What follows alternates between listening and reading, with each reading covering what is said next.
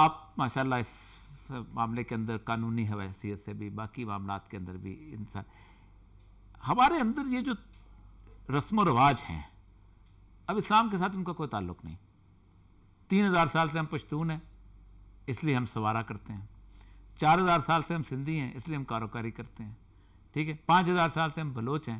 وہ بات جو رسول اللہ صلی اللہ علیہ وسلم نے آخری خطبہ حجۃ الوداع میں کہی تھی کہ تمہاری نسل، رنگ، عصبیت کے سارے بت میرے پاؤں کے ٹھوکر میں کرچی کرچی ہو گئے. ہم نے وہ پھر کرچیاں جوڑ کے بنا نہیں لیے دوبارہ؟ یقیناً بنا لیے. اور میں سمجھتی ہوں کہ یہ تو ہمارے لیے ایک المیہ ہے کہ جو اسلام کی اصل شخصیت تھی اور جو اس میں ایک خصوصیت تھی کہ جو ایک موقع اور ایک دیا اسٹیٹس خواتین کو 1500 سال پہلے، وہ جہاں جہاں اسلام پھیلا، بجائے اس کے کہ وہ اسلام کی اچھائیاں وہاں پہ لوگوں میں اپنائی جاتی، وہ کمزور ہو گئے ہم کہ وہاں کی جو بھی تھی خرابیاں وہ ہم پر چھا گئی. اب ہم تو دیکھیے نا یہاں پہ خاص طور پہ جس جگہ پہ ہم رہتے ہیں داتا کی نگری کہتے ہیں، یہاں تو صوفیاء کرام کے حوالے سے آیا اسلام. تو اس میں تمام وہ باتیں جن رسوم اور رواج کا آپ ذکر کر رہے ہیں وہ بیچ میں آ گئی اور ہم نے اپنے طور طریقے چھوڑ دیا. اب دیکھیے جہیز کی رسم کہاں سے آ گئی، یہ بالکل اسلام سے نہیں، اس کا کوئی تعلق. تھوڑی سی جو آپ نے خود اپنی بیٹی کو جس طرح جو کچھ دیا ہے، آپ خود سوچیں کہ وہ بالکل سادہ سا کیا ہے تمہارے پاس. انہوں نے حضرت علی رضی اللہ عنہ سے یہ فرمایا کہ آپ انتظام کیجئے گھر کا، اور انہوں نے اپنی ذرا بختر بیچی جو حضرت ابو بکر صدیق نے خریدی، اور پھر انہوں نے وہ گھر کے لیے ساز و سامان، 2-3 چیزیں، ایک پیالہ اور ایک چکی اور ایک چٹائی، آج بھی بہت عرصہ وہ پڑی رہی. اب تو وہ یہ ہمارے لیے مثال ہونی چاہیے، لیکن ہم کو سوچتے ہیں اس بات کا. اصل چیز جو ہے عموماً میں اکثر سمجھتا ہوں کہ ہماری سوسائٹی کے اندر جو رول ہے اوور آل ہے لٹری سینس ہوتا ہے کہ مرد اگر مان لیا کہ چیف ایگزیکٹو آفیسر ہے، CEO ہے، تو عورت چیف آپریٹنگ آفیسر ضرور ہے، اور چیف آپریٹنگ آفیسر بہت امپورٹنٹ ہوتا ہے. چیف ایگزیکٹو پالیسی میکنگ کر افسر شاہی کی نہیں، یہ میں HR کی میں اس سے اختلاف کرتی ہوں. دیکھیے بنیادی بات یہ ہے کہ پروردگار نے قرآن کریم میں ہمیں 2 ناموں سے یاد کیا، بنی آدم، آدم بھی کہا، اور انسان. اور میری سمجھ میں، میری ناقص سمجھ میں بات آتی ہے کہ اللہ تعالیٰ کی تمنا یہ تھی کہ آدمی ایک حیوانی وجود ہے، حیوانی وجود ہے، اور انسان ایک اخلاقی وجود ہے. تو ہم آدمی سے اٹھ کے جو غالب کا شعر ہے بس کی مشکل ہے تو وہ انسان ہو جائے، مگر ہم نے ابھی تک پروردگار کی یہ تمنا کچھ پوری کرنے کی کچھ زیادہ خواہش ظاہر نہیں کی.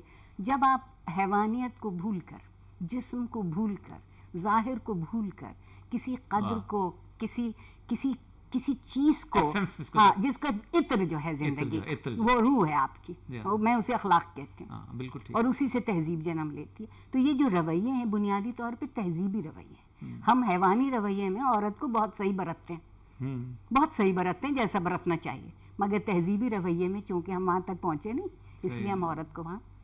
آپ دیکھیے چند سال پہلے نصیر آباد میں عورتوں کو زندہ دفن کیا گیا، اور اس کی کیا توجیہ دی گئی کہ ہماری روایت 700 سال پرانی ہے، ابھی بھی کیا ہے، آئندہ ہوگا، تب بھی کیا. ریپریزنٹیٹیوز ہیں، پبلک ریپریزنٹیٹیوز جو آپ بتائیے کہ اقتدار کے ہاتھوں، اختیار کے، اور پھر اگر یعنی عجیب مسئلہ ہے کہ اس معاشرے میں تمام برائی جو انہیں نظر آتی ہے میری وجہ سے نظر آتی ہے. میں نے ایک دفعہ اعتراف کیا کہ اگر آپ سمجھتے ہیں مہنگائی کم ہو جائے گی، ہسپتالوں میں سہولتیں میسر ہو جائیں گی، تعلیم ہر کسی کا مقدر ہو جائے گی، شہر کی گلیاں کوچے صاف ہو جائیں گے، مان لیجئے میں وہ خیمہ اوڑھنے کو تیار ہوں. یہ تو بہت چھوٹی سی قربانی ہوگی، بہت چھوٹی سی قربانی ہوگی معاشرے کی بہتری کے لیے. تو آپ دیکھیے ظاہر پر نظر ہے، معاشرے ظاہر سے نہیں بدلتا. وہ جو قرآن کی آیت ہے جس کے اندر یدنین علیہن فی جلابیبہن، اس سے پہلی آیت کوئی نہیں پڑھتا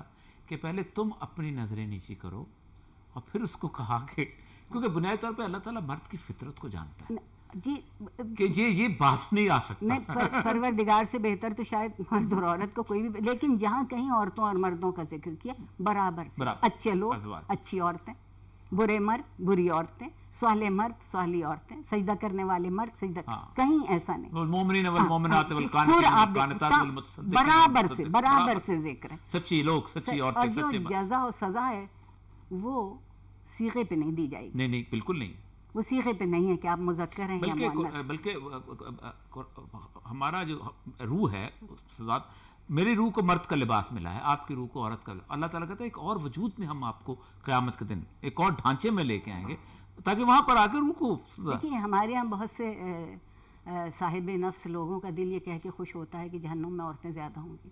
شاید وہ سمجھتے ہیں اس لیے کہ اگر وہاں آ گئیں تو حوروں میں تقسیم کم ہو جائے گی، کچھ پیچھے مسئلہ ہو سکتا ہے. لیکن روح کی کوئی صنف نہیں، کوئی بہادری کی کوئی صنف نہیں ہے، سچائی کی کوئی صنف نہیں، نیک نیتی کی کوئی صنف نہیں. آپ دیکھیے جو حسن اخلاق ہے، تہذیب ہے، اچھا قول ہے، اس کی کوئی صنف نہیں. تو ہم اس بات کو کبھی نہیں کہتے کہ ہم تہذیبی رویوں کو آگے بڑھائیں جو کہ قرآن کا مقصود ہے اور جس کے گرد تمام حدیثیں گردش کرتی ہیں. میرے آقا نے فرمایا کہ میرا کوئی قول، میرا کوئی عمل، میرا کوئی فعل جو قرآن سے مطابقت نہیں رکھتا وہ میرا نہیں ہے، وہ میرا نہیں ہے. تو یہ کیسے ممکن ہو سکتا ہے کہ قرآن تو تہذیب اور رواداری اور برداشت اور عزت اور توقیر کی بات کرتا ہو اور ہم ایسی حدیثیں ڈھونڈ کے لائیں جس سے تفریق، تفرقہ، وحشت، بربریت اور نفرت پیدا ہو.